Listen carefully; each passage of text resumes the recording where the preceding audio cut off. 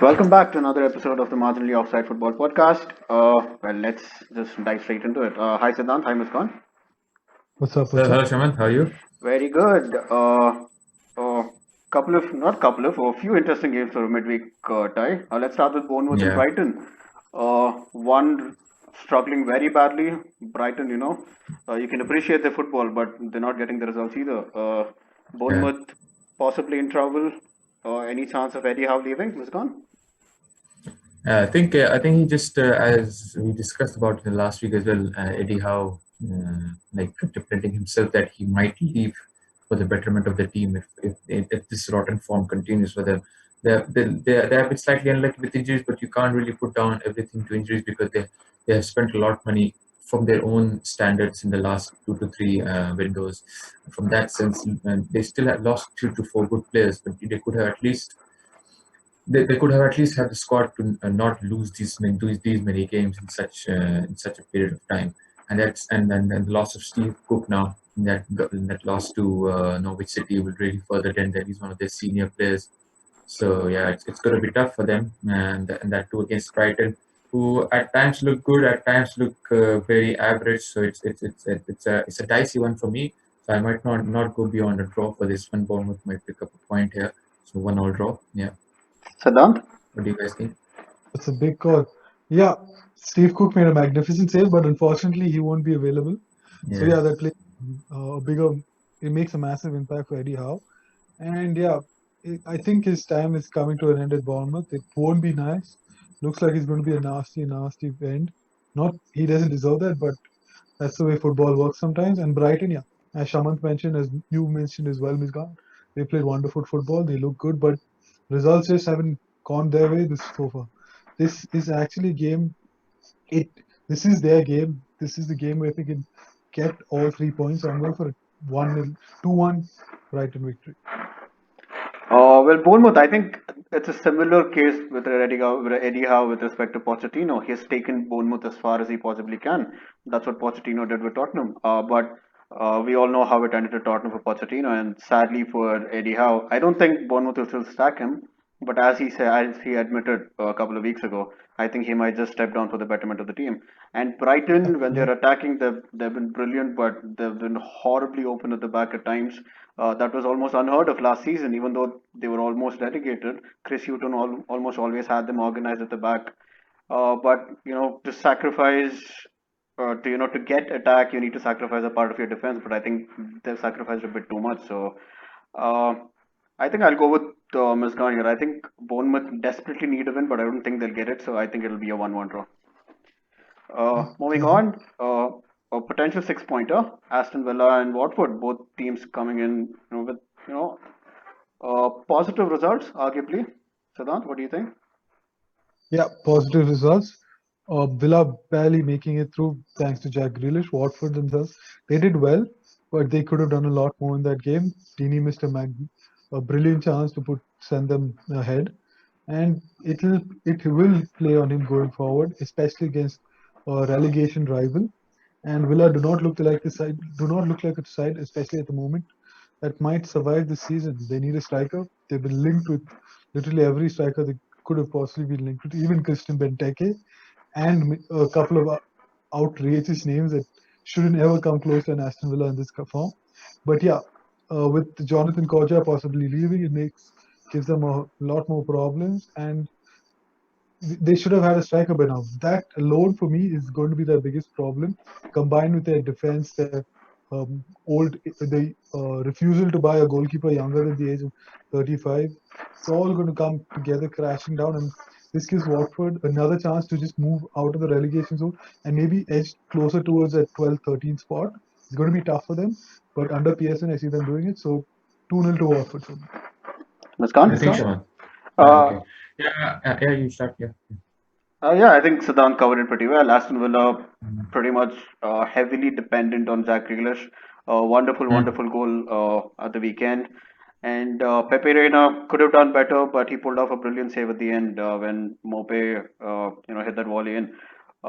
It's going to be a difficult one, but Nigel Pearson would be frustrated that he didn't get the win against Tottenham.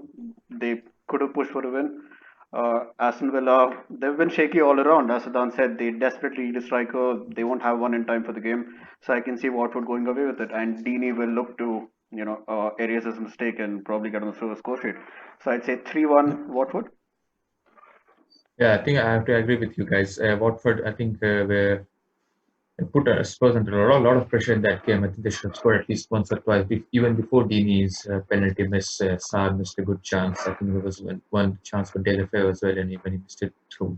So I think that they should have won. The performance, the playing style, the Pearson has been quite good, and they have been getting results on a consistent basis. So I think they should continue that. Aston Villa, yeah, depending on one player to create link and score. So he's that man, Jack Grealish. I think you just can't expect everything for him to do everything. So I think this might be a game where it might end up being a tactical battle, but Pearson has better players and better players in form as well. So I think, yeah, I might go with Shaman's scoreline here, 3-1 to Watford. Fair enough. Okay. Another very difficult game to predict. Crystal Palace at home to Southampton. Southampton blew a 2-0 lead. God knows how they did, but they did. Palace, a wonderful away result at City. They're making it a habit now since the start of last season. Siddhant, do you think they can do it again? It's a lot tougher this time, even though that was Man City, but this is a Southampton on the up and up. Yeah, they blew a massive game against Wolves, but that was mostly down to tiredness, at least to me. I watched the entire game. So yeah, Wolves have this thing about them, especially in the second half, and the Saints just couldn't handle them. Whatever the problem is, Hasenhüttl now knows exactly what he has to do going forward, and against Palace, it gives him a big chance to make up for the loss of points. I believe Southampton are 13th. well clear of the drop. Yeah, Yeah. 13th in the table. A win would take them above Arsenal, Newcastle, Everton, and maybe edge them closer towards above table finish. It's just for this game week. It'll be a massive boost for them, given that many suggested they were going to get relegated a few months ago. And yeah, meanwhile on the other side, Palace and Roehampton are stubborn as ever. And I don't know. I just see this game going as a draw. So yeah, 2-2 for me. Danny Ings with both goals. Big Yeah, call. swing for the FPL win there. Exactly. What do you think, Shaman? It's going to be a really difficult game. Southampton should take a lot of confidence despite the horrible showing against Wolves, but it's Wolves. They've been doing it to the better sides since the start of last season, and they can only Yeah. improve.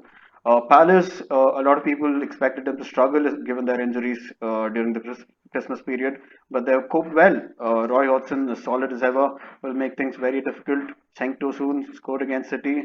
His confidence could be up.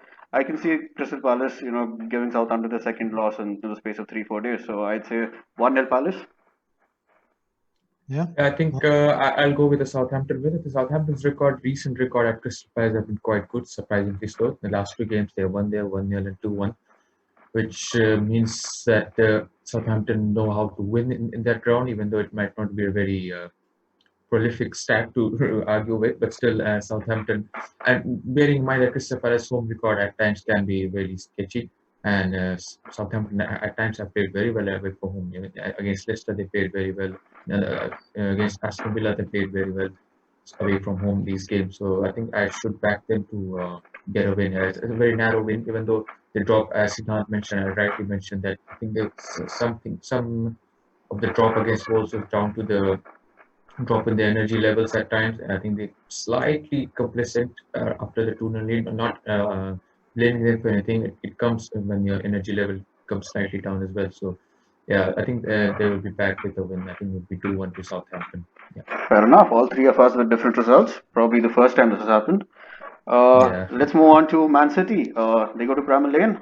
Sheffield United picked up a draw against Arsenal, even though they didn't look as good as they have been recently. Siddhant, can Man City come back? Man City can come back, but the question is, can they beat Sheffield at Bramall Lane? They haven't done. They lost to Norwich at Carrow Carrow Road. Road. Villa they thrashed. So yeah, this could go either way. And Sheffield, they have a lot of ground to make up. They didn't, as you mentioned, they didn't look exactly perfect against Arsenal. They should have lost that game in theory, thanks to Mike Dean and all various other controversies he had against Arsenal. But that's a story for another day. But this City side will look to come back. Pep, if nothing else, is aiming for a Champions League, a top two finish, which has to be at the top of his agenda right about now, because he knows Liverpool are a train that's just too, it's going to be too hard to stop. And if at the very most, City at this moment looks like all they can do is stop the invincible run, even the title looks far gone. So Champions League place is his, and maybe a couple of trophies here and there. But yeah, I see them getting something out of this. It may be a close game, but I'm still going for a 3-1 City. Muskan? I think if Sheffield United play with the crowds at the back, and then they start with high intensity, I don't see City because all Man City have is the very good attack, very good creative force, but I still don't see them really keeping Sheffield United down to one goal or keeping a clean sheet. I think they will concede a couple of goals like they did against Palace. The thing with City's defense is you just don't know where. You don't know when they will concede or when they will not concede, because they might have a very solid period, 30-minute period, and they will concede twice in the space of the next 5 minutes. That has been the case with Man City this season defense, and it's not been down to just one player being injured. Their fullbacks have been horrendous. Benjamin Mendy defensively is he might just not be there. At right back, I don't know. Joao Cancelo, he's a good player. He's struggling defensively. There's lots of space for the likes of John Stones and Fernandinho and the defensive midfield to cover. But that's too much. I think it's just the organization is not there. There's no leader at the back. So yeah, yeah. In terms of scoreline, yeah, I think it will be 2-2. I think Sheffield United might score two, and the City will score two as well. Yeah, 2-2. Yeah, I think Muskan, you put it perfectly. We don't know what City we can expect. They can either come one day and smash aside 6-0 or, collapse horribly. The game against Palace, should they have lost? Possibly. Aguero bailed them out. De Bruyne's brilliance is always there. But Sheffield United, surely Chris Wilder would have got on their backs after the arguably bad performance against Arsenal at the Emirates. It's going to be a really difficult game. But Laporte coming back, even though it might not seem so much structurally, but I think it might just give them a tiny boost to see the game. So I still think they'll concede, but I still think they're good enough to score a couple goals. So I'd say 2-1 Man City. Yeah, yeah. And another point before we move on, Yeah. there was a chart floating about the internet. It showed goalkeepers, different stats, how the saves they made and how busy they've been. Edison shockingly ranks on the side of not being too busy, but at the same time, he's not made too many saves, so that does not bode well for City. Whereas shockingly, Darren Randolph, having played just the one game, however, is on the more positive side. So yeah, there's something for City to be worried about if their defense, as it has been, gets breached again. So yeah. Yeah. Against Crystal Palace, the way he just ran out to charge Cenk Tosun, and if Cenk Tosun wouldn't have fouled Fernandinho, that was an open goal for him. So he's making erratic decisions, and that's not helping the confidence of the backline as well. Yeah. Fair enough. Moving on. Everton at home to Newcastle. Newcastle picking up a shock victory against Chelsea. Everything was against them, but they somehow managed to get a goal in the last minute.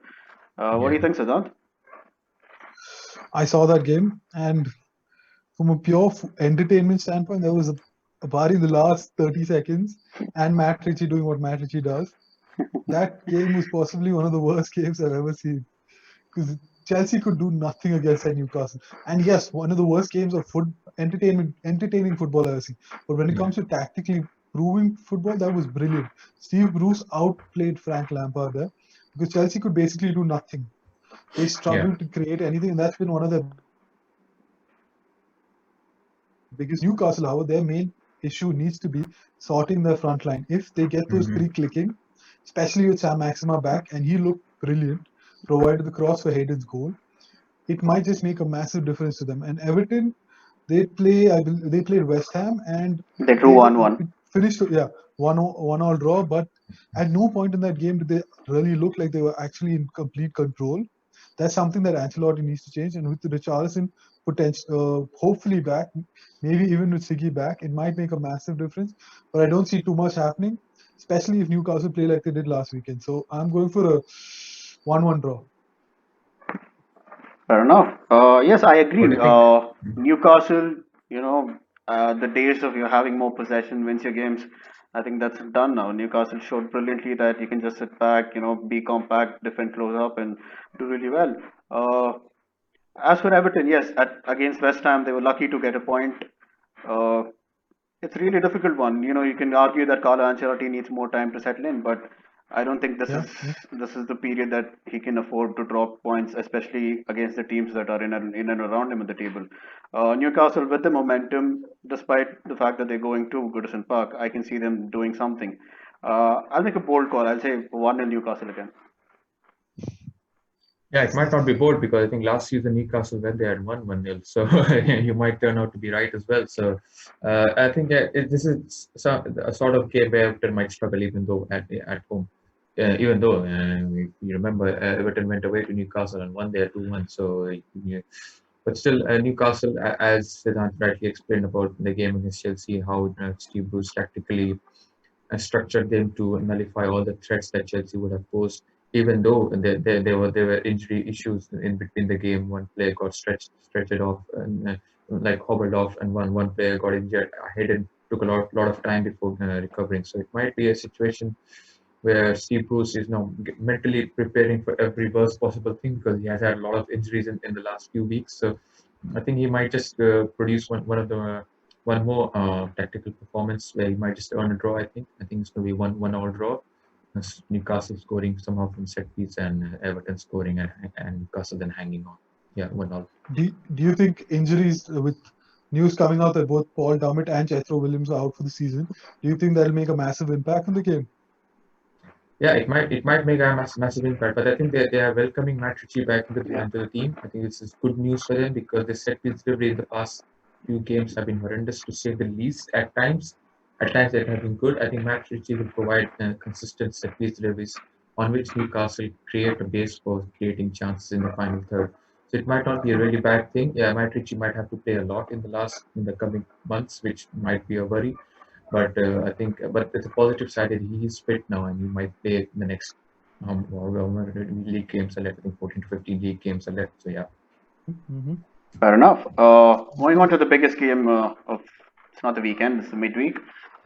Chelsea against Arsenal. Two teams coming on the back of disappointing results. Uh, I think that's the biggest problem with Chelsea when they've struggled this season. They've managed to maintain good possession. If you go back to the games against Everton and West Ham, both games they lost. They did well in terms of keeping the ball, but they struggled to find the chances. And Arsenal, surprisingly, since the appointment of Arteta, they have looked more difficult for teams to break down. And Chelsea, I think this might be me being biased, obviously, but I think Chelsea will again struggle. But the flip side of it is we think of Arsenal, terrible defense, brilliant attack. But when you actually look at the stats, we've been terrible on both ends. Since the start of last season, only two players have gotten into double digits in terms of goals. Lacazette and Aubameyang. One of them is out, and the other one is struggling. So it's going to be really, really difficult. But I can't go against Arsenal. So I say, I hope we keep a clean sheet. So I say 2-0 Arsenal. Siddhant? yeah. So then That's a nice call. See, I'm going to get completely biased here. Chelsea, they beat us at the end of last year, and their women's team hammered our women's team. So we need revenge. We need to kick their asses up and down Stamford Bridge. And even though the everything's against us, history's against us, stats against us, injuries against us, although Kolasinac is slowly coming back, and Saka has looked on his has transformed into a rather nice left back. But I believe he shouldn't be played there. That's a different issue. But yeah, we need this win. And Lacazette, as you mentioned, has struggled. But in his pre-match presser, Arteta did say something about Eddie potentially playing. So that does give us some hope, especially since, as you mentioned, we are going to be under the cosh. We will need to play on the counter. And with the speed Eddie can provide alongside Pepe and maybe Gabriel Martinelli, that might make a massive difference for us. So yeah, I'm going 2-0 Arsenal.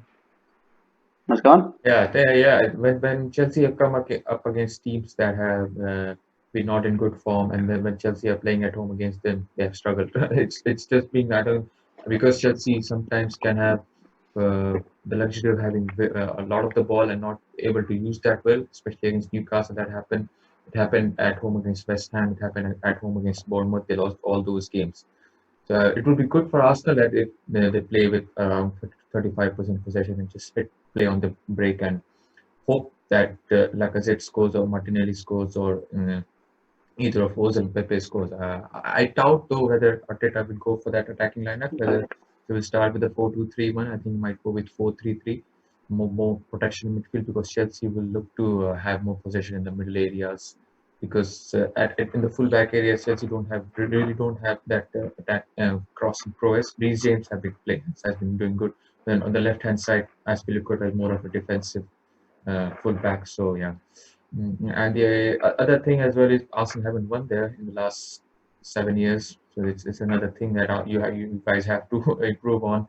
And I think this might be the year they might just clinch it. So I back Arsenal to win That right? 2-1. I don't know. I think it's longer than 7 years. I believe it's when Van Persie scored a that hat trick, no? certain Dutchman, let's just call him a certain Was Dutchman. it 7 years? Oh, it might be more than 7. I think it might was be back more, in yeah. 2011. It might well Yeah, be 9 years. 9, yes, 8 and 9 years, yeah, 9 years.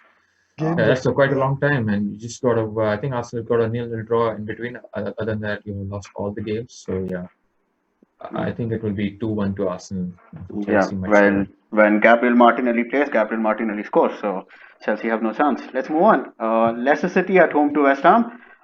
Leicester slowly slumping. Brendan Rodgers certainly won't be happy.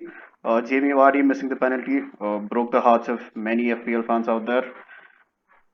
It's Not me going to be though. a tough one. It's going to be a tough one, isn't it, Muskan? Go on. Yeah, West Ham confused. West Ham bracket confuses the two to three words that we generally associate when it continues to be the case. At home, they didn't look that good, even though Everton also didn't look that good. It was a confused game anyway, and Leicester, as you said, stumbling across now in the past few games. The ability, the squad depth now is showing it. It's not there. It's not there. And once you have Vardy not scoring, it's just not there for anybody else to take on the battle. Okay, Harry Barnes scored in that game against Burnley, but they couldn't keep out at the other end. They conceded 2 goals, which was their main forte in the first few months, where they were able to keep clean sheets or concede only one and score 2, 3 and win games, which is not happening, and they are in danger of slipping back. But the forms of the teams below them also is not that good. Like Chelsea United, they're losing their way to 4th and 5th place, which is shocking, and which doesn't make a good reading for the league. But yeah, so that's why I don't see them falling off top 4. They'll stay third and they'll win this game. Yeah, it'll be a tight one though. 2-1 to Leicester. What do you guys think? You Okay. want to start? Yeah. Leicester, yeah, Siddhant mentioned perfectly. Squad depth. Wilfred Ndidi's injury. Nobody expected that. Mendy is decent, but he's no Ndidi. So they struggled in the center of the park, winning that ball, helping in the progression. Uh, Madison, Vardy, Leicester heavily reliant on both of them. I think the others need to step up. But I can genuinely see West Ham causing an upset here. I don't know, considering both teams' forms, I don't know if it will be an upset, but based on their league table, West Ham didn't look great against Everton, but there were flashes. Alea had his chances. Snodgrass has looked very, very good in the past few weeks. So, if a cross comes in from the right and Haller is there right in front of goal, the chances are he'll score more often than not. So, I'll say 2-1 West Ham. It's a good call. Big. My biggest concern is this the best? Is this the best Leicester team there is? Because looks like they're almost done and dusted. This is the highest they can possibly reach, a top 3 finish, maybe even a top 4. And the uncharacteristic mistakes they made the last game was stunning. Johnny Evans with a terrible mistake to give Westwood that chance. Then Jamie Vardy missing the penalty. Jamie Vardy missing a couple of good chances. Jamie Vardy staying offside. Harvey Barnes, yeah, he showed his brilliance. But my biggest concern has to be midfield. As you mentioned, Wilfred Ndidi, his injury is proving just how much they missed him. But Hamza Chowdhury did a decent job replacing him the weekend before last, and he was rested with the intention for this midweek game, which will naturally prove to be a big one. But I'm looking further forward. Yuri Tillmans has looked off pace. Dennis Pratt hasn't replaced him properly. And James Madison has struggled here and there. Yes, he's scoring, he's creating his chances. But at the same time, he doesn't look like the James Madison we saw in the first half of the season. That needs to change because that's where a large portion of Leicester's creativity comes from. And with Chilwell back, it may help ease the pressure off matters, but I don't see it going too much. I'm still going with the West Ham with 2-1. Fair enough. On to another one. Another two struggling sides. Tottenham at home to Norwich City. Uh, whose idea was it to Ooh, bring in Jose see. Mourinho? Uh-huh. Yeah, it's yeah. Because okay, let me start. Yeah. Spurs, nah, their fans must be ruining themselves, but be hitting their heads in their walls like who has just joined them, and he's and the way Mourinho has been speaking in the press conference, I think he's just there to stay. I think Daniel Levy might just back him with some money and at least make him stay till the start of next season or till the end of the next season. And if this is how Spurs will play football, I think it's good news for at least the rivals of this of their club around North London, especially, which is good news. And the other good news is that Spurs are not reaching the potential they were expected to after reaching the Champions League final, and now just they. I think most of the people said that they've hit the roof and now they're just falling down, and which is not good news for their fans. I think this is not an easy game for them, even though it's just at home to Norwich. Norwich will fight for their lives, especially after the win against Bournemouth. They have got a new life that they can do something to stay in the league and somehow stay in touch with the other top 17 teams in the league. So they will fight for their lives. I think it might be a tricky game, but Spurs at home might just nick it slightly. 1-0 to me. So it'll be a very tight game. Yeah. Siddhant? That's a big call. Okay, two things. First of all, I love Norwich in the championship and the way they started the season, but it's becoming unsustainable now. Andre Duda was a brilliant addition in the January this month, and he proved as much last game. But I still don't think they can handle this Tottenham team. And I'm going to say something in favor of Tottenham here. This is going to be a long, long, long road ahead for them. Yes, appointing Mourinho and sacking arguably one of the best managers of this century is going to see them struggle with uh, struggle with coming to terms with that decision. But Mourinho has a project ahead of them. A large portion of this team is is on the wrong side of 30 or moving towards that figure. He needs to freshen things up exactly as he had to do it towards his last year at United. But this is an even bigger job because he has to do it at a cash-strapped Tottenham. Whether that will play a difference in the future, we never know. But right now, his biggest concern has to be getting the team at least to a Champions League spot, and I think he can do that. I actually think he can do that despite what it's looked like over the last 2-3 games. The biggest problem, as you all know, is Harry Kane, no goals, and that's usually been the case in the past for Tottenham. So I'm still going with a 2-0 win to Tottenham, but they have a lot of work to do, and they're lucky the window's open. Yeah, Siddhant? I agree with you. I think Tottenham are pretty strong at home and too much in all city. But I just want to come back to you. You said there is a project ahead of Mourinho, but is Mourinho the guy you trust with any project irrespective of the club is in? Once upon a That's a time, good question. Yeah. I would actually agree with that. I mean, I would say yes, he would be the manager you build a team on. But right now, Mourinho he's changing, or at least he looks like he's changing.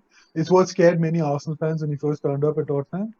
And right now, even though that thing is faded, yeah, I can see you shaking your head. But yeah, it genuinely terrified me a bit because Mourinho has always been a good manager. He's managed to scrape wins out, get those nitty-gritty 1-0s. His biggest concern has been his attitude, his persona, the kind of image he likes to create, and that's almost always affected the teams he's created. This is his chance to prove himself, maybe be something more than a a grumpy old man, because he knows it's not good to be grumpy unless you're a young upcoming manager, and arrogance never looks good in the old. So for him, this is his chance, and as you said, whether it's a massive question, and this is his chance to prove his critics wrong. I could be wrong. I could go dreadfully wrong, but as an Arsenal fan, some part of me is hoping that I do, but I don't see that happening. I actually don't. What do you think, Yeah. Muskan? Yeah, I think one point Siddhant mentioned that they're cash strapped. I think the cash strapped has been partly down to the reason that they had to build a new stadium. They were Mhm. desperate for a new stadium. I think that's why the last three summer windows have been quite very low budget for them. I think they have spent a lot of money. I think it's from 650 to 700 million They went it's going around to 400 yeah million overboard yeah than it yeah actually so should have yeah. been. So you can't expect the owner now to splash the cash in the transfer window as well. So as a club, if you want a new stadium, you have to trust the process and wait for the time to come. And now is the time. Next summer he has to spend. Daniel Levy has to spend a lot of money. I think the new stadium has produced a lot of good revenues for them this season, even though the season hasn't been that great for them. But yeah, they might if Mourinho even manages to make them finish around top 5 or top 6, let alone top 4.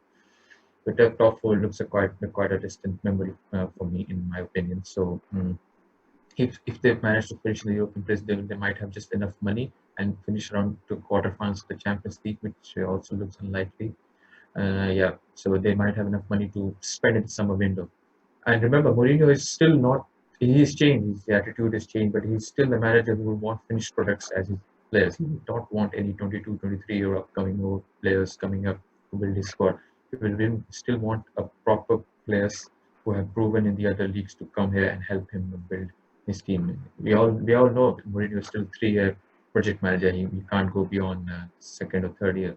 So it's interesting to see what he does in the summer window, whether he goes and breaks the bank around, spends 250 million and gets the established players and brings Spurs back, or whether they're actually cash strapped. I don't think they're cash strapped because they spend on the wrong thing. Not on the wrong thing. They spend their money on the other thing. But it's interesting to see what happens in the summer. Yeah. Fair As you enough. said, 200 million should be enough to fix the team, especially if they sell a couple of first teamers. It might be just enough to get Mourinho what he wants. But yeah, moving on. Fair enough. Man United at home to Burnley. United, United fans will say they were lucky not to take anything from Anfield, but in my opinion, they were lucky not to, go down like 5-0 or 6-0. Let's go to the Liverpool fan. Ms. Gone. Yeah. Yes. Yeah, if they said they're unlucky not to get a point, I think they have to watch the game again. That's my opinion. That's my humble opinion. I think because I think as a Liverpool fan, I was quite frustrated. It was like, oh, once again, because the way Salah, Mane missed their chances, the way that Van Dijk fouled, yeah, it was a foul. It was given. It was quite frustrating from Wait, fans. one But second, one second, one second, one yeah, second. You yeah, think that was a foul? yeah. How was it a foul? His hands were next. His hands were next to his body. Because It was a 50-50 challenge. yeah, They have it's just been like the way the goalkeepers have been protected these days. The way they yeah have no been no protected. Yeah. ignore the protection. Yeah, I get the protection, but ignore the fact 50-50 challenge. You can't expect a defender not to challenge the ball flying into the air. Even Neville agreed with everyone Yeah, that should yeah, have been given as a goal, which is yeah, shocking on its yeah, own. yeah, yeah. Neville, I think he was actually has to had to say that. That's why. The other thing is, yeah, it's a 50-50. It's a 50 decision as well for me. Yeah, He might have given, he might have, because the referee thought the other way. I think if the referee would have gone to the monitor, the decision would have stood, the goal would have stood. But referee then, looked in two minds, honestly. yeah, He yeah, first played advantage and then he pointed to the goal, yeah. gave the goal, which is I don't know, Mm. something going on there. But yeah, Yeah, if he would have gone to the monitor, I think he would have stayed with the goal. I think he watched it. I think he didn't give it an advantage. Did he give it the no, no, advantage? he Yeah. did. Oh, He okay. He was was about to about to blow his blow whistle his for the whistle, shot, and then yeah. and then he just Yeah. played advantage. Then he might have turned his decision now. Yeah. So yeah, in any case, the way the goalkeepers have been protected, it's more 80% of the time this decision goes in favor of the goalkeeper. But I was not happy with the way De Gea and all the Man United fans, all the Man United players went after the referee. I think one of them pushed the referee as well. It was Fred Yeah. or Pereira. I think that the one of them should have been sent off. It's not a very good behavior from being representing such a big club. So yeah, behaving in that case is not a good thing. But I think they should win against Burnley, even though Burnley came back from a goal down against Leicester, might show a bit of more fight under Sean Dyche. But at home, I think United should come back and get a win. Maybe a close one though, 2-1 to Man United. Yeah. Saddam? Oof. I'm going with the 3-1 to United simply because they were humiliated. They were utter. Okay, yeah. United fans can say they missed a couple of massive chances. They can say they had some possession. They had a couple of shots on target. But at least for me, at no point of time during the 90 odd minutes of the game did United even look like they were going to challenge Liverpool. There was never a doubt that never a moment of time where Liverpool looked genuinely shaken. I mean, the fact that Allison ran the length of the pitch, okay, it was in the final minute. The fact that he actually had the guts to run the length of the pitch and then jog back is just stunning because he knew United. Even I believe, even if it was even if that was a winning goal, he would have still done the exact same thing because United never looked like they were even going to lay a punch on them. It was basically them trying to uh, stop Liverpool from scoring three or four more. And as you said, and especially the first 10 minutes of the second half, it was a complete and utter domination by Liverpool. It should have been at least three, maybe four goals up. But yeah, Burnley on the other hand, as you mentioned, they pulled off a brilliant comeback, and they looked a lot better as compared to their previous games. They were pressing much better. They were more physical. Chris Wood actually looked like a proper target man. He was bullying the Leicester defenders, especially Johnny Evans, and eventually it led to the mistake. So, will it happen in United? It probably will. But will United collapse like they did? No, I don't see that happening. So I'm going for a 3-1. Fair enough. I think Depends on. the biggest problem is the Van Dijk goal for Liverpool. Liverpool's first goal. The defending was shocking. And when you face Burnley, when you face a Sean Dyche side, the first thing you need to do is be wary of the set pieces. If Burnley have a chance in the game, it will come through set pieces with the likes of Wood. I'm not sure if Barnes is back yet, but all of the big guys in and around the box. I think Maguire, probably the pressure of the big money has got to him. Lindelof, I've been fooled by Man United fans that he's good enough, but watching him live for the past 3-4 games, he's nowhere near as good as United fans think he is. So I can see Burnley doing something, but considering Rashford is out as well and Martial struggling to find form, I see a 1-1 draw. Okay, to the final game, Liverpool Wolves. Before I get your predictions, Muskan, I have a question for you. The last two games, Liverpool arguably the better side in both games. Clearly, again the United game. In the Spurs game, yeah, you weren't at your best, but you had enough. But are you worried that you are giving away chances to other teams to score? Of course, both Spurs and United failed to take them, but it has to catch up sometime. Yeah, I think it's this question I've been asking to myself, to asking to other Liverpool fans as well, because it has been happening since August. And clean sheets weren't the case till mid-November. Liverpool kept at least, I think, two clean sheets or three clean sheets throughout the league campaign until the last week of November, and then from December the clean sheets started to come. But even though the clean sheets have started to come, they have been able to give chances away. But the thing is, I think every team is bringing their best game against Liverpool. I think most of the time they're bringing their best game. United had a game plan. They tried their 120%, and Liverpool at times on the 60% as well is beating them. So you can expect teams to create chances against Liverpool, if not score, if to create chances, because Liverpool is now a benchmark. European champions, Club World Cup champions, now leaders of the Premier League who haven't lost a game. Everybody is vying to at least stop them from winning, if not beat them. So everybody is coming with a plan. That has been the mentality. I think if you watch, apart from the Sheffield United game, both came with a proper game plan just to stifle them and do something. Liverpool found it difficult, somehow won. United came with a plan, the same game plan which they played at Old Trafford, tried to stifle them. Liverpool had other ideas, tried to play it differently.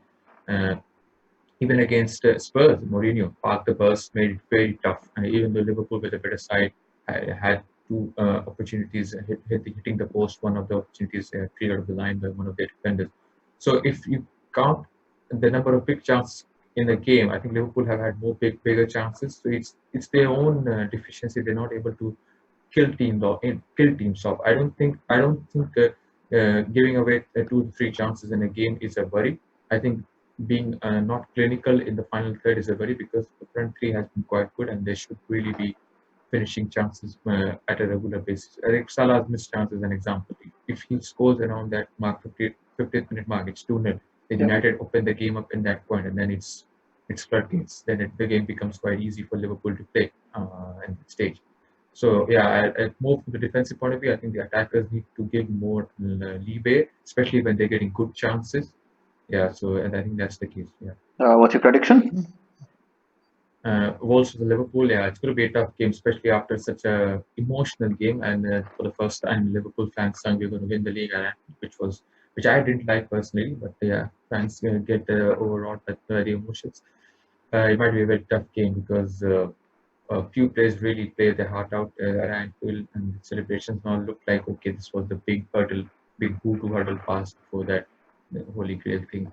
So I see Wolves really putting them into some sort of pressure, especially rejuvenated Wolves after a good win against Southampton. But yeah, Liverpool, I won't go against Liverpool though.